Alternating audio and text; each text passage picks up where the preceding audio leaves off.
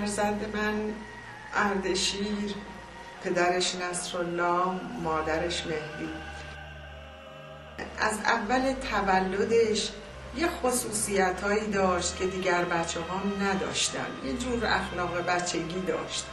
بیشتر همیشه در چجوری بگم، فعالیت، جنب و جوش‌های بچگانه.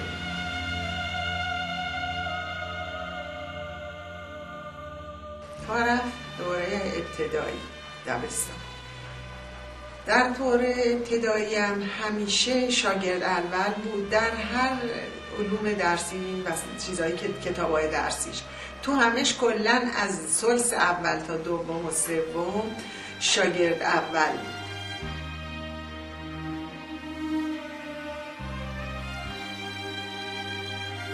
پنجم ابتدایی یک تشویق نامه از وزیر وقت به نام وزیر آموزش و پرورش به نام دکتر فرخروی پارسا که اون موقع وزیر آموزش و پرورش بوده.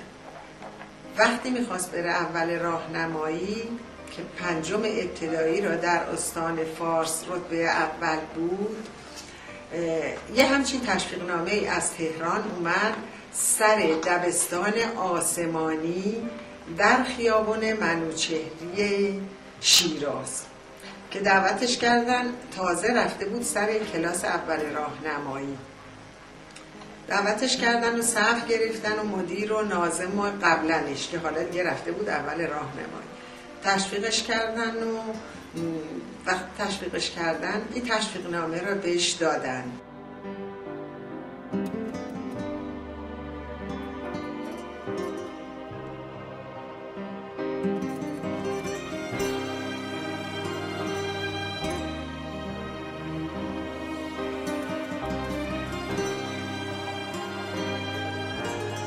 دوران راهنماییشم با موفقیت و شاگرد اولیه سوم راهنمایی به اول نظری رفت. از اول نظری تا گرفتن دیپلمش، هم دیپلم که همین فیزیک ریاضی میشه، درست عرض میکنم؟ بله. دیپلمش هم دوباره با موفقیت گرفت. دیپلمش که گرفت در حین گرفتن دیپلم انقلاب شد. خب اون چه مسلمه وقتی انقلاب بشه یه آدم اینجوری هم دیگه اصلا حوصله کاری یا نداشت، دائم دنبال همین کارا بود و میگفت که ما باید یه کاری بکنیم، فعالیت کنیم. حالا که دانشگاه تعطیل شده من بیکار نمیتونم بشینم. رفت و کتابای نظری خودش نخونده، خب نظری نبود رشتش، از خواهرش گرفت و 3 روز روی این کتابا نگاه کرد. روز 4 رفت و امتحان متفرقه داد و اونجا هم با معدل 20 برای 3 روز نگاه رو کتابا کردن، ضمنی که ورزش‌های رزمی هم میرفت، کلاس کنگفو و کاراته و اینا. این گرفت دیپلمش با معدل 20.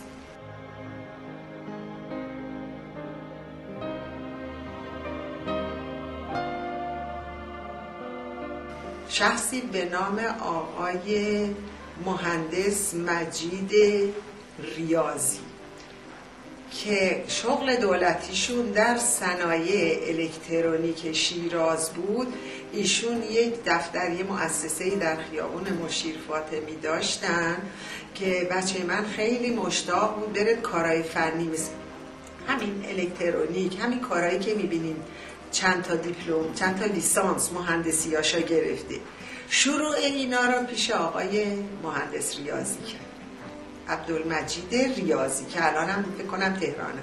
برادر دیگه شونم آقای عبدالحمید ریاضی که الان استاد دانشگاه شیرازه.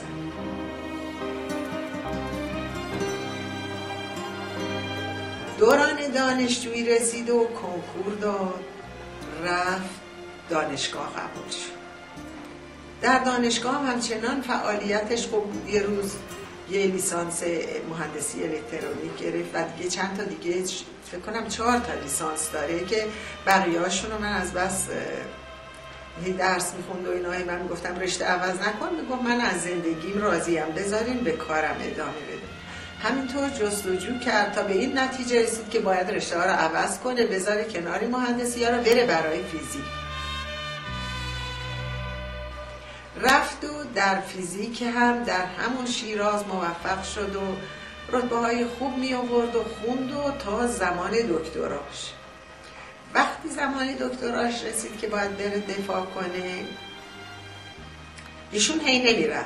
آقای دکتر زاکری دیگر اساتید زنگ می‌زدن بابا تو دکتری، بیا اصلا همینجوری بیا خودت نشون بده دکترات بگیر و برو. میگفت که حال وقت ندارم، نمیام، آمادگی ندارم، هر وقت به یه بهانه‌ای رد میکنه.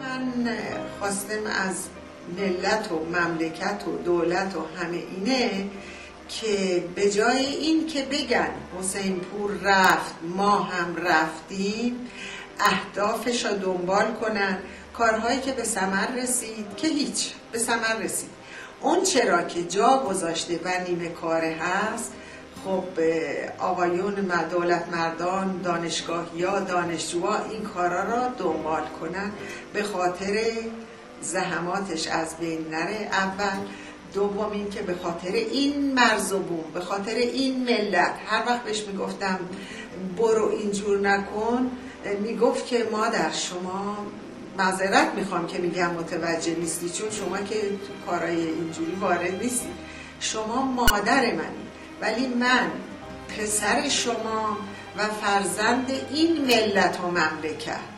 اگر کاری میکنم صادقانه برای خدا هست، خدا تا جایی که صلاح بدونه منو حمایت میکنه.